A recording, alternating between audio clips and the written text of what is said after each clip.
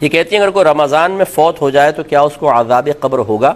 دیکھیں حدیثیں یہی کہتی ہیں کہ جو رمضان میں فوت ہوا اس پر سے عذاب ہٹا لیا جاتا ہے، عذاب قبر اسے نہیں ہوگا۔ اب بعض اوقات ایسا ہوتا ہے کہ کوئی بہت زیادہ گناہگار ہیں معروف، وہ رمضان میں فوت ہو جائے تو ہمارے لوگ وہی بات کہ وہ سمجھتے ہیں کہ شاید اس کی کثرت سے گناہ کی وجہ سے، اعلانیہ گناہ کی وجہ سے اللہ تعالیٰ پر یہ ایک ایسا اثر مرتب کر چکا ہے کہ اللہ اس سے ناراض ہو چکا ہے اور اب اس کی بخشش مغفرت ہو نہیں سکتی۔ اب جب اس قسم کی حدیثیں ذکر کی جاتی ہیں جی رمضان میں اگر کوئی فوت ہو جائے عذاب قبر نہیں ہوگا، بولتے ہیں کہ یہ کیا بات ہوئی، ساری زندگی گناہ کر رہا ہے پھر بھی کچھ نہیں ہوگا۔ تو بھئی آپ کون ہوتے ہیں؟ آپ کی جیب سے کوئی پیسے نکال رہا ہے وہ،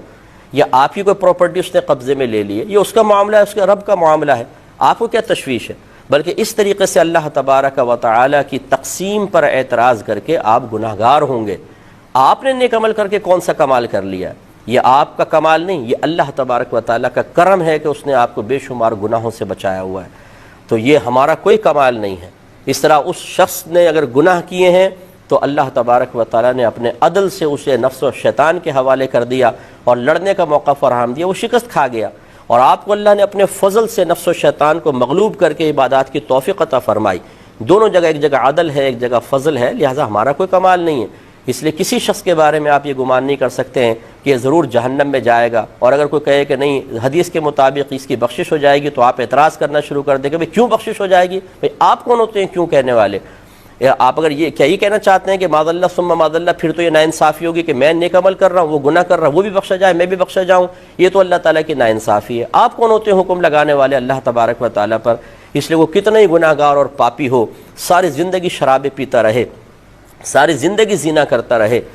اللہ تعالیٰ اس کے بندے کا معاملہ ہے۔ ہو سکتا ہے وہ شخص ایسی توبہ، موت سے پہلے ایسی توبہ کر چکا ہو کہ اللہ تعالیٰ اس کی سارے گناہ بخش دے،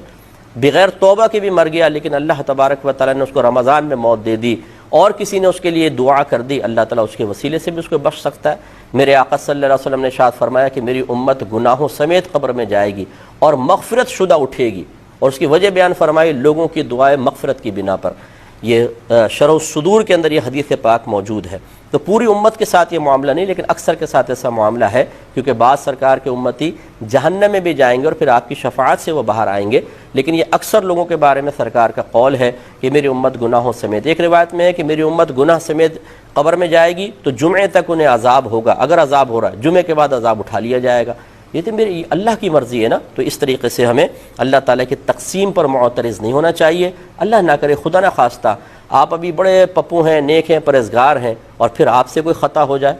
تو اب آپ اپنے بارے میں کیا کہیں گے کہ ضرور آپ کی گرفت ہونی چاہیے، ضرور آپ کو رسوا ہونا چاہیے، ضرور بری موت آنی چاہیے، ضرور عذاب قبر ہونا چاہیے، ضرور میدان معاشر میں آپ کو ذلیل کیا جانا چاہیے؟ نہیں، اپنے بارے میں کیا گمان کریں گے؟ اللہ تعالیٰ بخش دے تو اس کی مہربانی ہے، تو بس یہ دوسرے کے بارے میں رکھیں، وہ ہمارا مسلمان بھائی ہے یا بہن ہے، اگر ساری زندگی گناہ بھی کرتے رہے اس نے ہمارا تو کچھ نہیں بگاڑا، نہ اللہ کا اس نے بگاڑا ہے، ہاں اپنا بگاڑا ہے، اب اللہ کی مرضی ہے چاہے تو بخش دے۔ اس طرح کسی کو مایوس کرنے کی حاجت نہیں ہوتی ہے، نہ اس طرح کی سوچ بنا